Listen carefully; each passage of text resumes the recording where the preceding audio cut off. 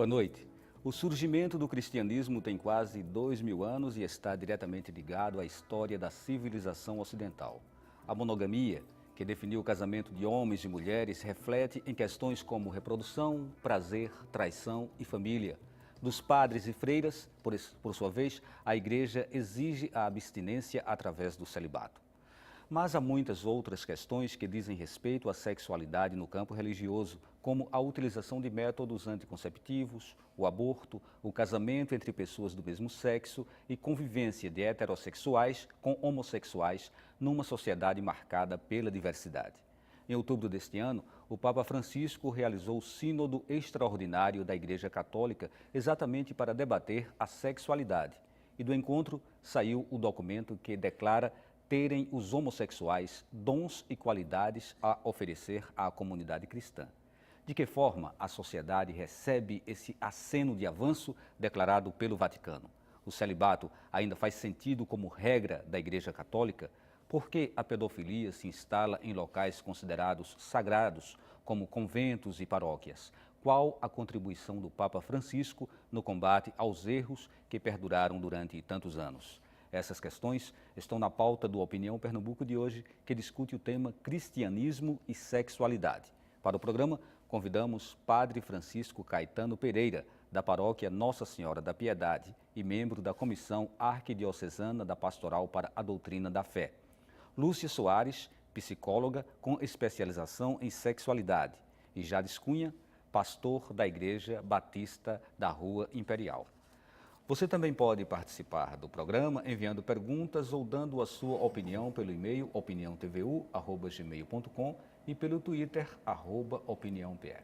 Bem, boa noite a vocês, pela presença aqui no programa, para a gente debater um tema tão polêmico e que durante muito tempo também tem sido tabu no seio das igrejas, seja igrejas pentecostais, seja igreja católica, enfim. E isso tem, de certa forma, marcado um pouco a história dessa nossa civilização ocidental. Então, eu vou começar esse questionamento com a Lúcia. Lúcia, o que estaria por trás desse tabu que faz com que seja tão difícil se discutir sexo ou que se avance em questões que promovam uma maior liberdade de expressão da sociedade numa relação direta com o cristianismo? Bom, você colocou algo muito importante, que é a história do cristianismo relacionado a essas dificuldades em relação à vivência da sexualidade. Então, nós estamos aí com mais de 1000 anos de história, de repressão, e de orientação no sentido de que o sexo ele é apenas para a reprodução e não para o prazer. Muito nós avançamos nas discussões e, como foi colocado no início do programa, agora há pouco, o próprio Papa ele tem trazido um discurso mais ameno em relação, apesar da Igreja realmente continuar na sua ideia principal, nas suas ideias, mas o tom ele diferencia. Então, dentro da história do relacionamento homem e mulher, da família, todo esse histórico do poder que sempre foi colocado em relação à figura masculina, em relação à feminina, tudo isso acaba alimentando até hoje essa dificuldade de vivermos, de encararmos, de discutirmos uma sexualidade mais tranquila, mais, eu diria assim, prazerosa e responsável acima de tudo. Padre Caetano, se o senhor concorda que existe tabu, qual seria o cerne, qual seria a origem desse tabu? Eu vou tentar responder, mas primeiramente, boa noite a todos. Boa noite. Os que estão do outro lado, estão do lado de cá. Eu diria o seguinte, o ser humano não está desnudo da cultura nem da história. A nossa cultura foi plasmada no entorno mediterrâneo, onde foram escritos as religiões do livro, onde o machismo é patente. E, paulatinamente, a gente foi apanhando elementos dessa cultura. Você olha, por exemplo, a cultura grega. O primeiro momento da igreja foi de natureza grega, não foi nem romana, não foi latina. Porque a Grécia era que dominava àquela época, quando nasceu o cristianismo. O que é que nós vemos ali? Só o homem é gente. O termo antropos em grego significa o animal que de pé olha e interpreta a realidade. Então ele vai buscar o sentido de tudo. Daí se criou um termo chamado antropoestai, que eu podia traduzir como a humanização. Como é que o homem é homem? 3 coisas você tem de fazer. Primeiro, ele tem de fazer guerra. Tem de fazer guerra para que tenha escravos para trabalhar. Aristóteles justifica numa obra intitulada De Origine Animalium. Segundo, ele tem que discutir filosofia. Filosofar, ainda que muitas vezes pareça viagem do nada para lugar algum, vai responder basicamente a 3 indagações, eu até direi transcendentais. Quem sou eu? De onde vim, para onde vou? Que é o espaço e o tempo. E quem é o absoluto? Por usar uma terminologia aristotélica. O outro elemento é política. Política na Grécia era a arte de bem servir ao povo e não a arte de bem se servir do povo, como só ia acontecer aqui em Alhures. Nesta visão, só o homem representa a humanidade. A mulher era olhada de soslaio. É por isso que na Grécia, a mulher só podia ficar com o filho varão até 6, 7 anos. Depois era levado para cidades quartéis como Tebas e Esparta. E havia uma convivência que eu vou chamar afetiva e muitas vezes desaguava na sexualidade, porque, conforme fala Aristóteles, o homem não pode amar um ser inferior. A mulher para ser usada, não amada. Era a visão grega. E isto se impregna na cultura. O que nós vamos encontrar mais? Que o homem tudo pode, porque representa a humanidade. A mulher só tem de dizer amém. E isso está presente até hoje. Eu vou dar só um exemplo, eu sei que eu só posso falar 1 minuto e meio no máximo. Quando eu era estudante de Direito, não vamos me perguntar quando não, quer querer muito. Então, minhas colegas não podiam sequer fazer pré-inscrição para o concurso de juiz. Porque havia o entendimento de que mulher, ela se apaixona, ela não consegue ser imparcial. Como é que um juiz vai julgar um feito se ele não é imparcial? Ou seja, a mulher é um ser de segunda categoria. Entendi que eu tenho que me calar, calei. Então, essa formação machista da nossa sociedade é que, de certa forma, acaba resultando, né, nesse tabu, nessa dificuldade de se trazer a questão da sexualidade para a mesa, né, para o debate. Mas aí eu queria inserir também o Jades nessa discussão. E a pergunta que eu te faço, Jades, o Adão teria cometido um crime tão condenável por ter comido uma maçã, né? Ao ponto de que ele acaba sendo o grande vilão da história da humanidade, né? E aí, o que eu te pergunto, essa maçã, ela é realmente a metáfora do sexo, né? Então, ou seja, na história, na origem da humanidade, a gente já começa errando porque a gente pratica o sexo? Não, a história bíblica, a narrativa mítica, ela ilustra, na verdade, um impulso humano para a desobediência. Na verdade, a ligação que há naquele texto, naquela narrativa mítica, ela não tem a ver com o sexo, porque o próprio Deus disse que o homem irá deixar o pai e a mãe, né, o homem e a mulher, e os dois serão uma só carne. Então, como é que esse Deus que diz isso, aquele primeiro casal, depois ele vai punir o casal porque eles fizeram aquilo? Na verdade, essa é uma linha de interpretação que não condiz com esse princípio de que, na verdade, a questão da sexualidade, naquele texto, naquela narrativa mítica, é equivocada. A gente pode ver outros textos bíblicos, como, por exemplo, Cantares de Salomão, que nós poderíamos dizer que há uma linha de interpretação de Cantares de Salomão que torna aquele livro extremamente, inclusive, erótico. Então, há textos bíblicos que falam sobre essa questão da sexualidade. Agora, a gente sabe, como muito bem disse o padre Caetano, que os textos eles também estão imersos numa cultura. Então, o texto ele não é produzido fora da cultura, ele é produzido sob a influência de uma cultura, numa linguagem que tem a ver com aquela cultura. Então, essa narrativa mítica também foi produzida dentro desse contexto. Lúcia, e a gente tem aí já um contraponto, mulher e homem. Então, eu gostaria só de levantar uma questão. Quando você colocou que Adão, né, comeu a maçã, na verdade, os textos colocam a mulher como responsável. Quer dizer, o Adão comeu a maçã, mas foi a mulher que na verdade, influenciou, né, que sugeriu. Então, até nessa situação, a mulher ela é colocada como a vilã, né, da história, e não o homem, né, e não o Adão, sim a Eva. Na verdade, o homem foi generoso. A mulher, a serpente sabia que a mulher era frágil. E chegou para ela e disse, vou caricaturar, disse assim, olha, pode comer que não engorda. A mulher acreditou na serpente. Aí comeu a maçã. E o homem, para ser solidário a ela, também comeu. Então o homem sai de bonzinho, mas a culpa é da mulher. Isso é toda uma contextualização onde se aproveita, a mensagem está vestida de teogonias e cosmogonias para poder ser expressada no meio da comunidade. Ricardo. Em que momento o controle do desejo sexual ele passa a ser exigido pelas igrejas? Você poderia falar um pouco sobre isso? Você teria um pouco dessa história? Eu acho que o padre poderia falar melhor sobre isso. Eu acho que eu poderia entrar um pouco sobre a questão da psicologia, né, da ciência humana. Certo.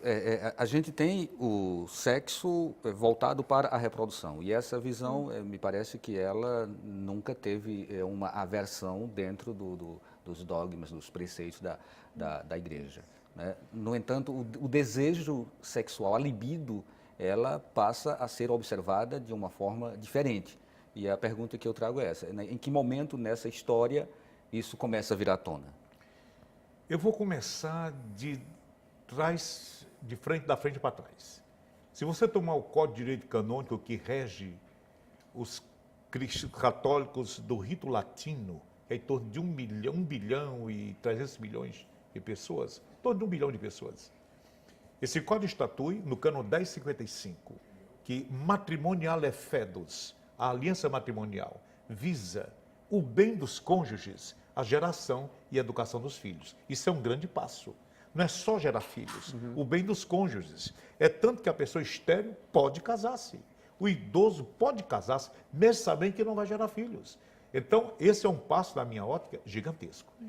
Agora, veja bem. A igreja insta a todos a ter controle sobre a sexualidade.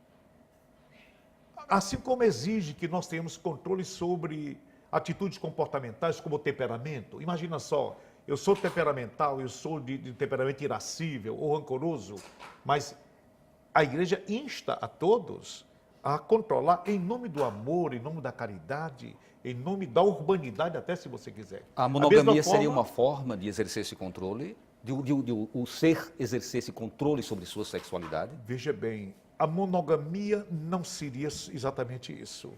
Eu direi mais, ela é um fomento como eu posso falar, mais do que a sexualidade, a afetividade. Porque uma coisa é uma família. Eu não sei se você vai concordar comigo, mas a humanidade, a sociedade nos obriga a representar papéis de acordo com as circunstâncias, como se estivesse no imenso palco grego. Mas dentro da minha casa, eu tenho de ser eu mesmo. Eu não posso representar papéis. Então, uma vida afetiva e para o equilíbrio da criança, moralmente do adolescente, a figura do pai e da mãe são referências insubstituíveis. Agora, se você observar a questão da poligamia e esse passo para a monogamia, na verdade, a que se tratava na época, e ainda se trata, sobretudo nos países islâmicos, de uma forma de assistir a mulher, porque a mulher não tem autonomia, ela depende do homem. Não é que o homem seja um atleta sexual, por exemplo, Salomão tinha 1000 esposas e concubinas, o que mais? Não, e nada disso não. É uma espécie de INSS da época, que amparava as mulheres. Eu, quando estudava fora, eu seria errado, não se preocupe. Quando eu estudava fora, eu tinha um colega que era árabe. O pai casado com 4 mulheres. E aí me deu a curiosidade de saber como as coisas eram feitas. Ele disse, olha, meu pai construiu uma casa de 4 pavimentos. Em cada pavimento, uma das esposas com os filhos dela. Cada noite porque o Islã manda que o homem seja equitativo na partilha da afetividade e da sexualidade também.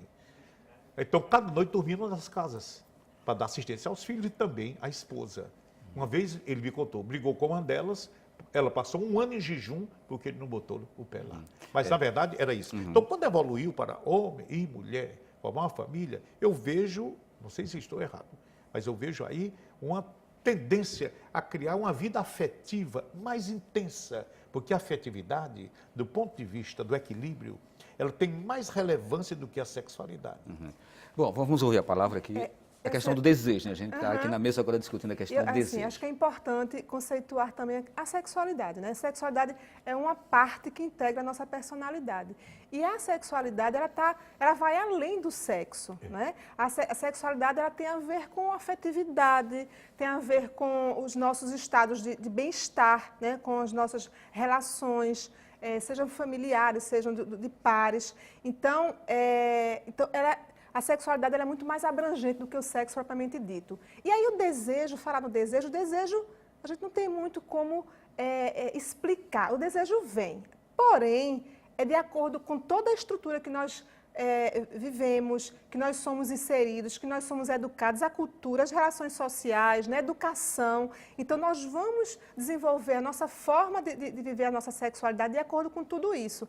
Claro, né? De acordo com o tempo, a localização, como já foi colocado aqui. Então, a libido ela existe, né? O desejo está ali. Inclusive, o desejo é algo que vem do inconsciente. Agora, nós podemos sim, né, vivê-los de forma que possa estar contemplando a questão da afetividade, da emoção. Lúcia, a sexualidade, ela deve ser gerida por uma instituição ou ela deve ser um direito individual? Cada indivíduo ele deve decidir como que vai tratar a sua questão de sexualidade. Então, a gente acho que evoluiu nesse sentido. Houve momentos em que as instituições, elas regularizavam mais a sexualidade, né, das pessoas, dos indivíduos, mas nós estamos num processo diferenciado que é assim, de dar autonomia. Eu acho que é importante dar autonomia, sim. A autonomia para a informação, para o autoconhecimento, para a discussão, para a reflexão também do seu bem-estar, mas do bem-estar, né, de todos, do ambiente, e que a partir disso, sim, se tenha realmente a consciência do que é viver uma sexualidade plena, prazerosa, mas com responsabilidade. Então, acho que a autonomia deve ter, sim. Agora, precisamos discutir mais, nos conhecer, porque, por incrível que pareça, até hoje, né, eu recebo pessoas no consultório, eu converso, pessoas que não sabem, que têm ainda muitos mitos em relação à sexualidade e ao seu próprio corpo. E aí, muitas vezes, vivem de uma forma, inclusive, não feliz, distorcida, pelo próprio desconhecimento, né, do seu corpo, das relações em que vive. Então, eu acredito sim que deve haver autonomia. Agora, uma autonomia consciente e responsável. Eu gostaria de ouvir a tua palavra também, pastor Jades. Então, é uma questão do indivíduo ou as igrejas elas devem orientar ou exercer um controle rígido sobre essa questão? Então, a gente entende que a Bíblia ela é essa referência de orientação de Deus para o ser humano. Deus, em seu coração, intentou orientar o ser humano. Ele não obrigou o ser humano, na verdade. Ele orientou o ser humano para que o ser humano vivesse de uma maneira que fosse saudável para ele e para os demais. Por exemplo, essa questão do desejo que a gente falou aqui, né? O apóstolo Paulo ele fala sobre isso quando, por exemplo, num casal, um dos dois resolve se abster das relações sexuais e o apóstolo Paulo diz assim, olha, se você for se abster para orar, primeiro entre em acordo para que vocês não venham a ter problemas entre si. Veja, então, há quase 2000 anos atrás, o apóstolo Paulo diz assim, olha, se você quiser se abster, entre em concordância com seu cônjuge, né? Porque não é só pensar em si.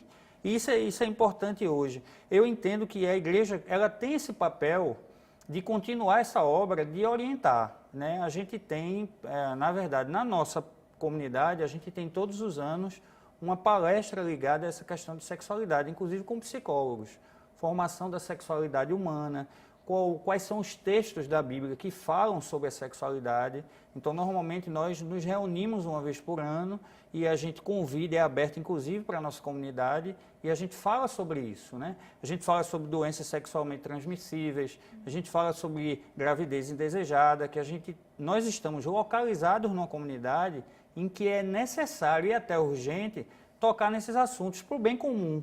Independente se a pessoa ele é fiel da igreja, se ele é membro da igreja ou não, essas palestras elas são abertas. Então a gente entende que a gente tem esse papel de orientar, inclusive a partir da ótica de Deus, sobre essas questões. Precisamos fazer um intervalo. A gente lembra que você pode participar do programa enviando perguntas ou dando sua opinião pelo e-mail opiniãotvu@gmail.com e também pelo Twitter @opiniãope. E a gente volta daqui a 2 minutos.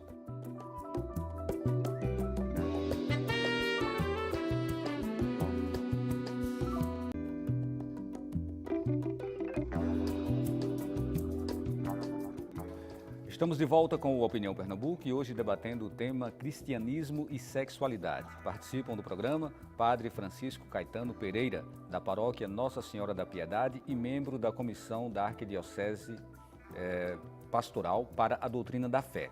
Lúcia Soares, psicóloga com especialização em sexualidade.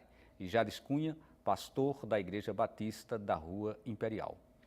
Bem, tem um texto aqui do Papa Francisco. Ele diz: há algum tempo eu sinto em meu coração profunda dor e sofrimento. Diante de Deus e de seu povo eu expresso a minha tristeza pelos pecados e crimes graves de abuso sexual que padres cometeram contra vocês. Eu, humildemente, peço perdão. Isso aconteceu em julho, quando ele reuniu 6 vítimas de pedofilia. E há quem discutindo a pedofilia, né, alegue que ela seria decorrente da repressão que a própria igreja impõe através do celibato, que alguns desvios ou situações que são tidas como desvio dentro da igreja, que envolvem a sexualidade, poderiam exatamente decorrer do celibato, né, que alguns chamam de dogma, outros, o Papa recentemente disse que não considera o celibato dogma, disse que é uma regra, né? Outros chamam de regra, então que é uma regra da igreja para que as pessoas elas contenham a sua sexualidade e que, de certa forma, até avancem para um grau maior, que é o grau da abstinência mesmo, né? Abstinência total. Então eu traria essa discussão inicialmente para o padre Caetano, né, que é representante da Arquidiocese. Então, padre, como que essas questões são vistas sob sua ótica? Veja bem, porque alguns fatos ocorreram, digamos, à sombra da igreja, a proporção é bem maior, porque esta coisa da pedofilia está presente em quartéis, em todos os lugares, onde quer que você queira. Isso é uma enfermidade patente, não precisa ir à igreja para encontrar. Agora, claro que alguns casos aconteceram, mas isso não é regra geral. Também não vejo um estreito ligame entre o celibato e isso, porque nem todo mundo tem essa atração enfermiça por adolescentes, por crianças, em absoluto. Eu estou falando que generalizar e levar a coisa a esse ponto me parece um pouco exagerado, não se pode fazer isso. Agora veja bem, quanto ao celibato, a igreja, os nossos diáconos, nós temos diáconos permanentes, eles são casados. Nós temos os sacerdotes e bispos, são celibatários. O celibato, ele não leva a essa digamos, atração para com crianças, em absoluto. Isso é enfermidade, é um distúrbio de comportamento, em absoluto. De modo que focar a igreja nesse aspecto, eu sei, a igreja deve dar um bom exemplo, até porque, como diz São Paulo, o corpo é templo de Deus, morada do Espírito Santo. A gente tem de respeitar o corpo. Ademais, tem de olhar a outra dimensão que está no livro do Gênesis. Deus nos criou a sua imagem e semelhança.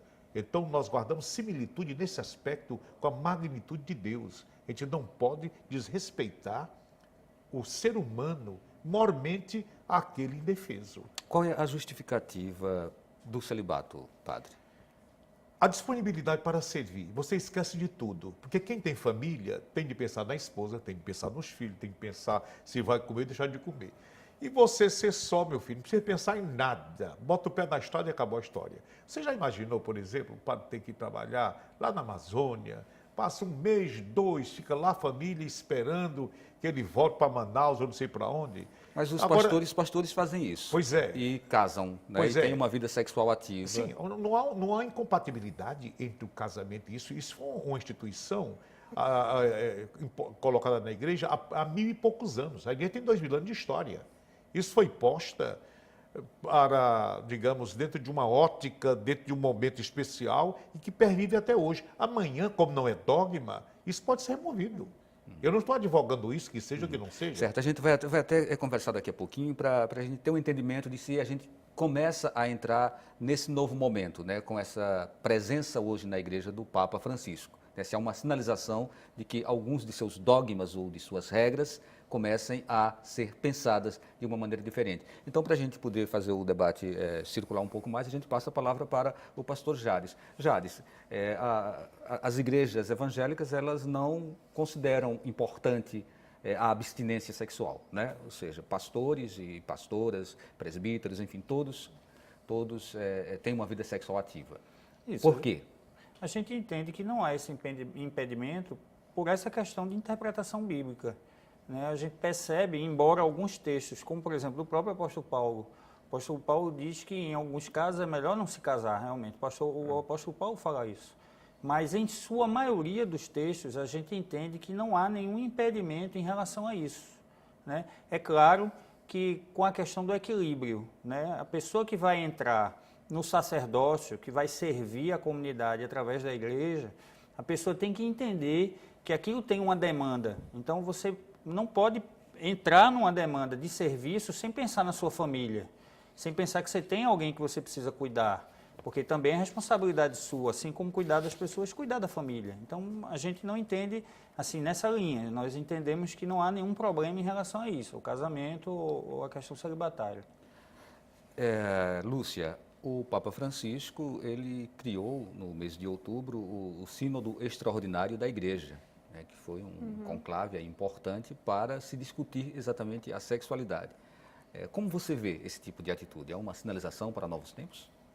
Bom, eu vejo como uma sinalização para o reconhecimento desse novo tempo que ele está aí sempre, né, acontecendo. Eu acho que, como o padre falou, Caetano, a própria questão do celibatário, ele vai, né, quem sabe, havendo uma transformação também, como outras regras, né, foram tidas sim. A questão da exclusividade, né, é uma coisa que é questionável realmente. Né? Eu acho que o mais importante é você trabalhar muito bem isso na própria formação religiosa. Por exemplo, tratando um pouco dessa questão da pedofilia, eu fico pensando, eu concordo com o padre Caetano, eu acho que isso é uma questão do ser humano, né, de perfil. Mas, assim, existe dentro da formação religiosa um olhar bem específico para essa estrutura, né, para as estruturas que ali estão nessa formação. Eu não falo só na questão da pedofilia, né, em outras questões de outro tipo de transtorno, inclusive. Então, assim, existe realmente um olhar mais específico, porque são pessoas, são seres humanos, que aí estão realmente em risco de apresentarem comportamentos adversos em qualquer momento da sua vida, né? Sobretudo em momentos de maior pressão. Então, eu acho que a questão da formação era muito, realmente importante, né? Nessa visão do que acontece dentro das igrejas ou fora das igrejas. Padre Caetano, o Frei Beto, ele, que é um ativista, né, dos movimentos sociais, ele falou: nunca antes na história da igreja um papa ousou, como Francisco, colocar a sexualidade no centro do debate eclesial. O Papa Francisco, ele simboliza realmente essa reforma de que a igreja, para uma sociedade contemporânea, moderna, ele seria realmente o achado, né? Ele seria realmente aquilo que a sociedade esperava? Eu diria que foi Deus que o colocou no momento certo. Eu estive em Buenos Aires, não, o original, não foi a fotocópia daqui de Pernambuco, não, para celebrar o casamento de um ex-colega meu de doutorado fora, na Espanha. O tio dele era da diocese de lá e faleceu antes, então coube a mim viajar para lá. E lá eu não cheguei a falar com o Bergoglio, que era o arcebispo, mas os comentários que eu ouvi eram sempre, digamos, edificantes. Uma pessoa que anda de metrô para toda parte, como todo mundo, uma pessoa normal, não tinha nada de afetação, porque tradicionalmente os bispos andavam naqueles carros, aquela tradição que remonta a Constantino, ano de 1313 e Teodósio I, 370, toda a igreja de religião oficial. Pois bem, ele é aquilo que ele está sendo no Vaticano. É um sinal dos tempos. De tal forma que o que ele propõe, essa discussão, é dizer, olha, não vamos tapar o sol com a peneira, a coisa está aí. Como é que vamos resolver? Agora, há tendências de toda a natureza, porque ele administra, ele serve ao orbe inteiro. Aquilo que eu penso no Brasil não é o que se pensa na Conchinchina, para falar de alguma forma, e nem na Inglaterra. Cada povo tem sua cultura, sua maneira de ver as coisas. Isso é a questão. Tem mais aqui uma frase dele que eu considero assim relevante para essa nossa discussão, quando ele diz: os homossexuais têm dons e qualidades a oferecer à comunidade cristã. Seremos capazes de acolher essas pessoas, garantindo a elas um espaço maior em nossas comunidades? Muitas vezes elas desejam encontrar uma igreja que ofereça um lar acolhedor. Eu vou passar a palavra para o Jades inicialmente, depois a gente vem trazendo para vocês. Mas aí, Jades, acena-se com uma possibilidade de que as pessoas elas repensem as relações, né? As relações entre heterossexuais e homossexuais, ou seja, ele apresenta uma possibilidade de que as pessoas entendam que isso é muito mais natural do que pensa a nossa sociedade conservadora.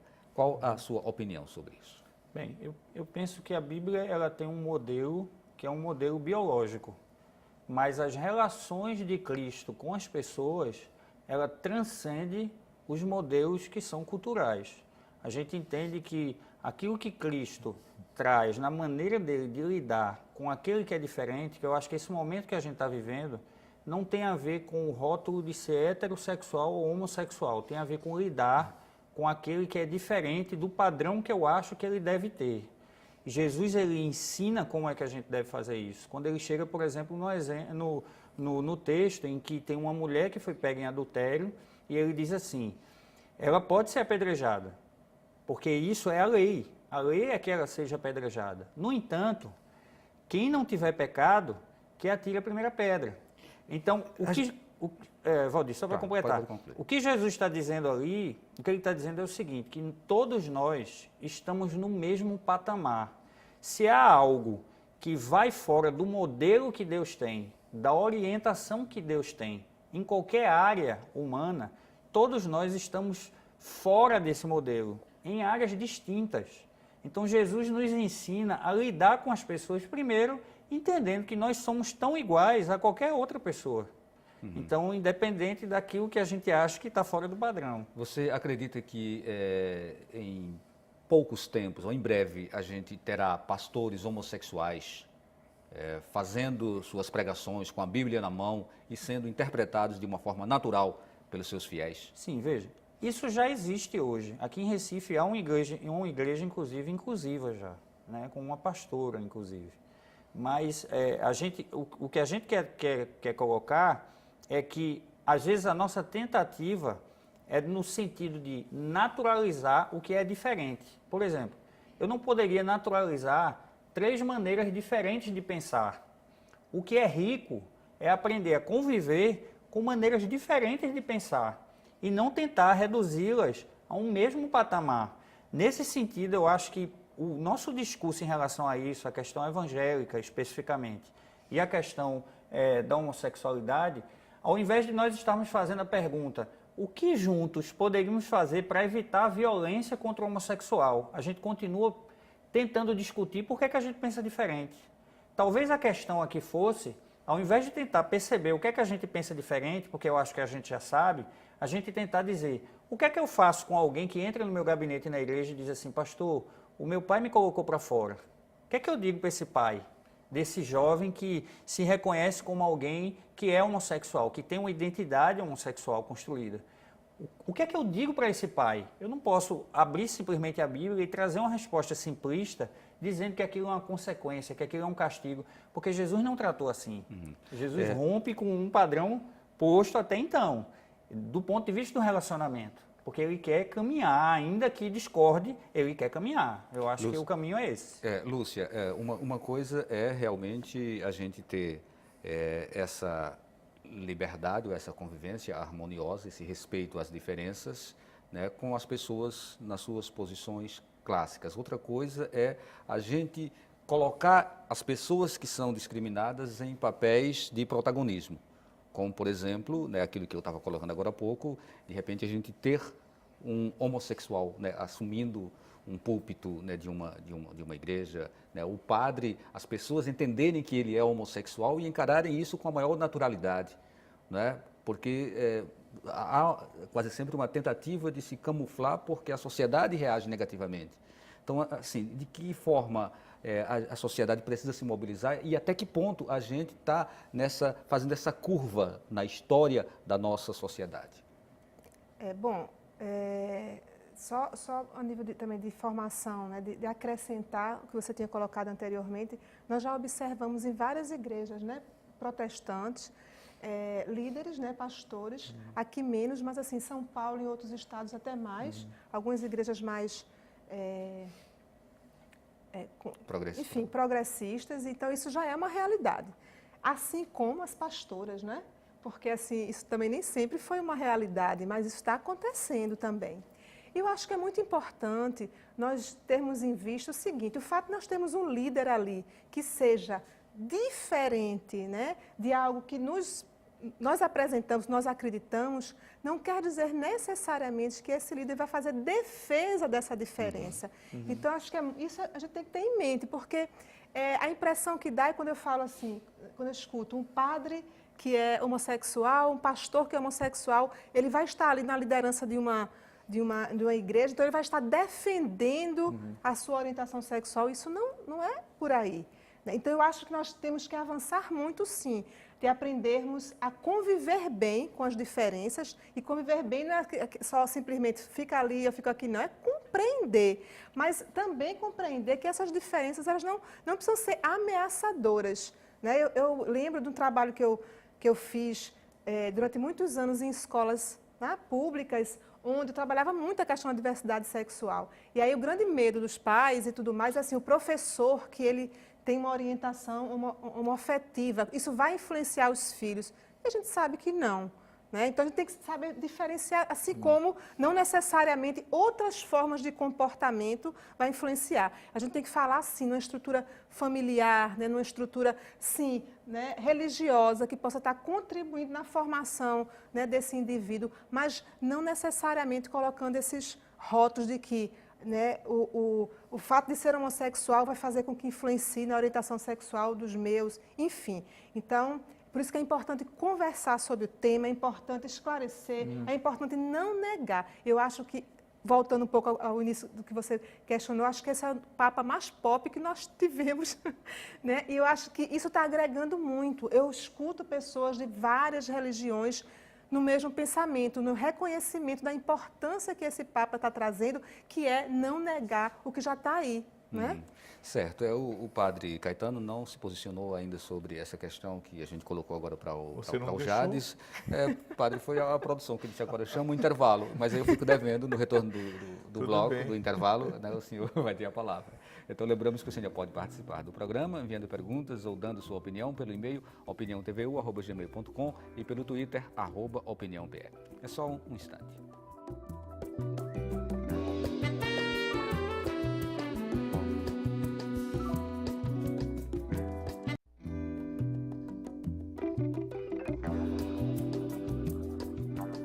Estamos de volta com a Opinião Pernambuco, hoje debatendo o tema cristianismo e sexualidade. E participam do programa o padre Francisco Caetano Pereira, da paróquia Nossa Senhora da Piedade e membro da Comissão Arquidiocesana de Pastoral para a Doutrina da Fé.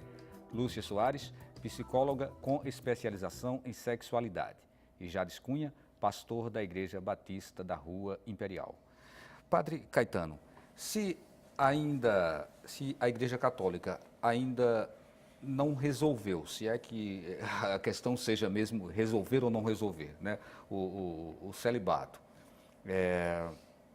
Tem essa outra questão, que é a questão do protagonismo dos homossexuais na alta cúpula da igreja, né? A gente pode pensar que isso esteja realmente caminhando para se tornar uma realidade nas nossas convivências, o que tomando como base aí o argumento da Lúcia, isso seria uma demonstração de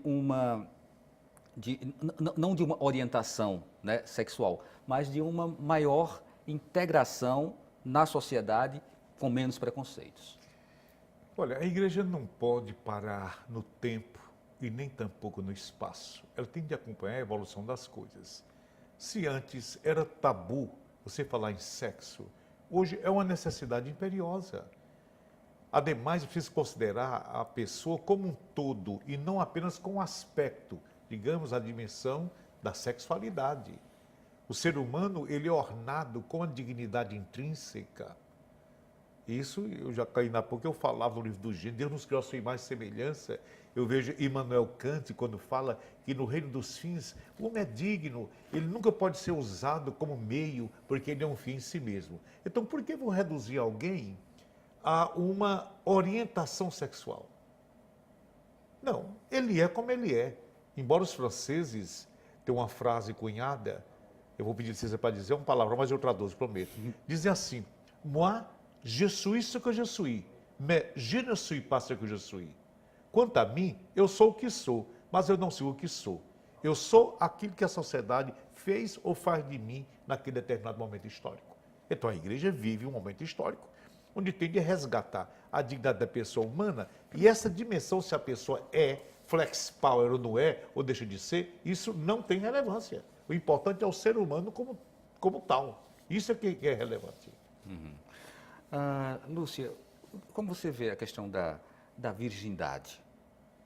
A virgindade que, pela igreja, ela durante tanto tempo foi tida como algo abominável. Aliás, como algo que deveria ser preservado, né?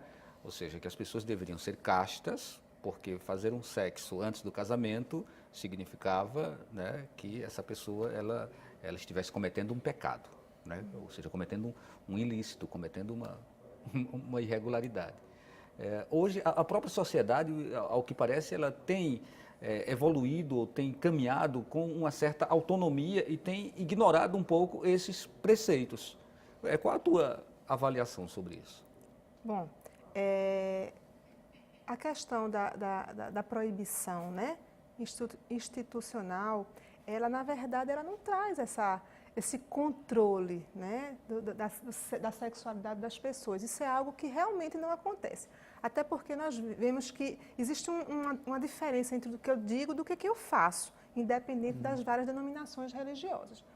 Agora, em se tratando da questão da virgindade, né, como já foi colocado aqui diversas vezes, em diversas ocasiões, nós estamos nos atualizando, tá? Então, os objetivos, né, dessa vigilância, desse controle sobre a virgindade, tem outras questões aí que estão por trás.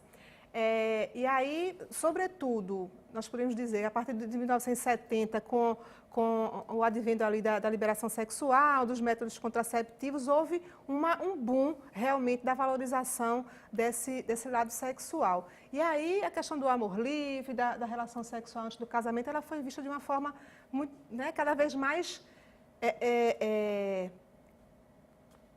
fácil, na verdade. Eu acho que nós estamos vivendo num momento que precisamos buscar esse meio termo, tá? Eu acho que a questão de ser virgem ou não ser virgem, eu acho que já está deixando de ser grande mote. Eu acho que a questão é por que não ser virgem também? Né? Por que eu também tenho que não ser virgem diante desse contexto atual? Porque eu, por exemplo, trabalho com adolescentes, eu vejo que existe uma pressão muito grande em relação a essa questão de não ser mais virgem.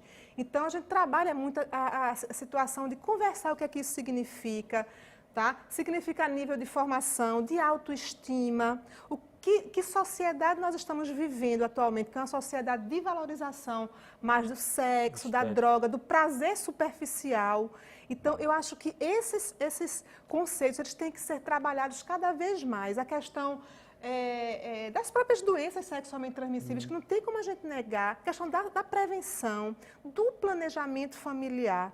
Então, são questões... Esse deve ser um papel das instituições também. Que devem também ser. Nós estamos vendo que existe um avanço, sim, inclusive nas instituições religiosas, em relação à discussão, né, de alguns temas como esse. Agora, a questão essa virgindade, ser virgem ou não, ela Assim, acho que a gente tem que estar avançando em cima disso. Certo. Para a sagração do matrimônio, a questão institucional ou moral da virgindade, ela ainda prevalece, pastor? Não, para nós não, porque, bom, deixa eu explicar melhor. Nós não temos uma construção verticalizada do ponto de vista normativa, certo? A gente não tem, ela não é verticalizada como é na Igreja Católica, por exemplo. Ela é mais horizontal. Então, cada comunidade, cada igreja batista, ela tem a autonomia de encontrar, a partir da interpretação do texto bíblico e da sua própria reflexão, qual vai ser a sua normativa, né? O que a gente entende enquanto comunidade local, Igreja Batista, é que isso é desejável enquanto o indivíduo compreende quais são as consequências de iniciar uma vida sexual sem refletir sobre aquilo. A gente sabe que uma relação sexual, quer ela seja prematura de qualquer ordem, em qualquer época, ela produz algum tipo de efeito em relação àquele indivíduo, né? Sem contar as outras questões, gravidez. Então, o que nós fazemos nós orientamos, sim, acho que essa orientação ela precisa perdurar, porque a gente tem uma sociedade estética hoje. Se um jovem desse cede à pressão de ter uma relação sexual com alguém, porque todos os amigos dele, ou porque todas as amigas dela fizeram, será que essa decisão foi realmente consciente? Então, enquanto rede de apoio, nós entendemos que também é nosso papel falar sobre isso, entendendo que a decisão realmente é do indivíduo. Voltando para o texto de Gênesis que o padre citou, né, Deus continuou permitindo ao homem e à mulher que tivessem a decisão. Eles tinham a decisão naquele momento. Então, assim como a gente olha para esse texto, hoje a gente também entende isso.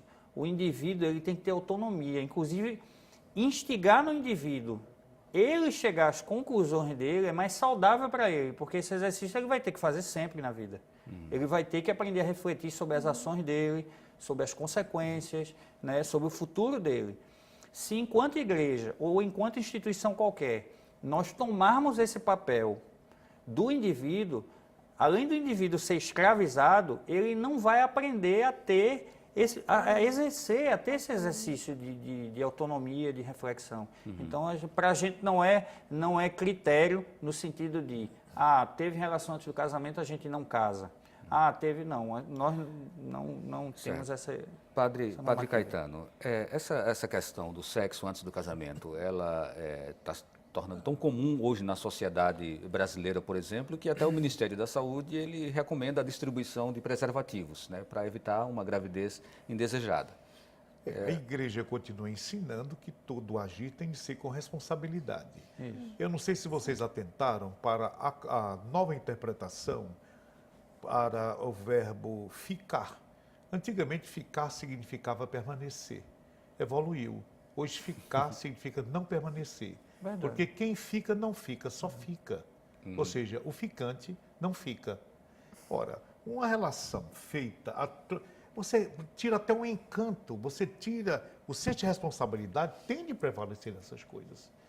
Eu olho com certa preocupação, porque muitas vezes os jovens vão a uma balada, a um lugar qualquer, e já vai com aquele ânimo de cama. Você vai lá, qualquer um serve. Ora, se o sujeito, o outro não é um objeto que eu posso dispor dele, eu tenho de respeitá-lo como sujeito, como pessoa humana. Não é um objeto do meu prazer. De tal forma que transformar o outro num objeto, para nós católicos, é um pecado. Aqui perto de vocês, daqui da TV, aqui tem uma rua, a televisão todo dia morre. Essa rua que segue aqui pelo Mangue, que dizem que isso é um motel a céu aberto, porque tem as meninas se oferecem. Está filmado isso, e estão até controlando um pouco. Dá pena. Elas vão para o leito é forma de dizer, para o mato com alguém, com o intuito de ganhar algo para comprar droga. Ora, isso é um vilipêndio ao ser humano. A gente nunca pode descurar de que o ser humano, pelo fato de pertencer ao gênero humano, é gente, é pessoa, e merece ser resgatada a sua dignidade. É isso o entendimento. Mas quanto à virgindade ou não, se alguém... Isso não tem a relevância que teve no passado. Eu me lembro que na Itália, até pouco tempo atrás, a prova de que a pessoa era virgem mesmo, O sujeito ia para o balcão lá sobretudo da Sicília, aí Sim. mostrava o lençol, ei, até para gente vigiar, está aqui. Então ele mostrava que passou no teste de macho e ela, que era virgem, está lá com o sangue dos lençóis. É uma coisa meio hilária, isso não existe mais, em absoluto. Não existe uma cobrança também, uma Não. pressão? A igreja continua ensinando que a pessoa não pode ir para o leito com alguém de forma irresponsável. A igreja continua ensinando que a pessoa deve ir com aquela pessoa que ama, mediante o casamento, porque as relações sexuais, elas são orientadas para dentro do casamento. Não é com qualquer um, não é um piquenique, não é coisa parecida. É isso. Eu acho que o que tanto o Padre Caetano como Jades está falando, eu acho que só agrega no pensamento, na ação também do psicólogo, do orientador, porque o que nós estamos, a nossa preocupação é exatamente essa, é estar orientando exatamente da responsabilidade, do valor do afeto, do cuidado com o outro. E essa banalização, tá, que nós vimos atualmente, é muito superficial. Então, é um prazer superficial. Agora, isso só vai melhorar, de fato, se houver um conjunto, né, de ações. É na família, é na instituição religiosa, sim, é nas políticas públicas, onde vai estar, né, junto com essas meninas que estão aí na rua, com esses meninos, cada vez mais, né, nesse abandono, né, nas mulheres serem realmente orientadas no sentido do planejamento familiar, para que elas não precisem, por exemplo, só citando, né, recorrerem muitas vezes a um aborto clandestino. Então, a gente tem que estar muito, né, em conjunto com todas essas instituições para que realmente nós possamos buscar uma resposta positiva para essas questões sociais. Nós só temos 2 minutos, mas eu queria que o padre Caetano respondesse rapidinho. Dentro da arquidiocese, tem hoje grupos de orientação, de estudo para evitar a gravidez indesejada, né? Olha, Ou isso cabe apenas ao padre lá na hora de fazer a sua pregação na missa? há uma pastoral familiar em toda a arquidiocese, mas em todas as dioceses. Mas vamos falar especificamente da arquidiocese de Olinda e Recife. E essa pastoral familiar, ela fomenta encontro de jovens e orienta as famílias, maiormente as famílias, porque a primeira igreja é a doméstica, é a da casa. Verdade. Então, a hora que você tem dentro de casa alguém que calcado na palavra de Deus, orienta os seus filhos, a coisa rende muito mais do que só ouvir lá na igreja e ali acabou o compromisso. Então, Mas esse seria o seu recado, seria o seu chamado? Pois exatamente isso. A gente tem de cultuar a Deus, que é a primeira igreja dentro de casa, e tem de cultivar a sua palavra para que germine e dê bons frutos. Muito obrigado, Padre Caetano, pela sua Obrigado, participação. Jades, vocês também têm um trabalho, rapidinho. Então, nós temos um trabalho que se repete anualmente, né, uma palestra que envolve, é uma palestra com foco multiprofissional, se eu puder usar essa palavra. Então, a gente tem psicólogos, tem um assistente social, e tem pessoas que ajudam nessa questão da orientação, de maneira mais geral, né? Quer seja questões ligadas a doenças sexualmente transmissíveis, enfim. Então, Ok. Tá. temos essa prática. Lúcia, muito obrigado também pela sua participação. Então, eu acho que foi muito feliz, né, essa conversa, porque eu acho que nós conseguimos pensar, né, semelhantes. Eu acho que é tudo isso, é família, né, escola, né, é instituição religiosa, sim, dando esse suporte e muito diálogo, né? Não só na questão da prevenção, mas também quando as questões já aconteceram, para que nós possamos estar, né, de alguma forma, orientando para a melhoria e a não prática, né, a reprodução de novo de algo que não foi bom para si nem para o outro. Ok, então mais uma vez muito obrigado, Lúcia, obrigado, Jades, obrigado, Padre Caetano, obrigado a você também que nos acompanhou. O Opinião Pernambuco de hoje fica por aqui. A todos uma boa noite e até o próximo programa.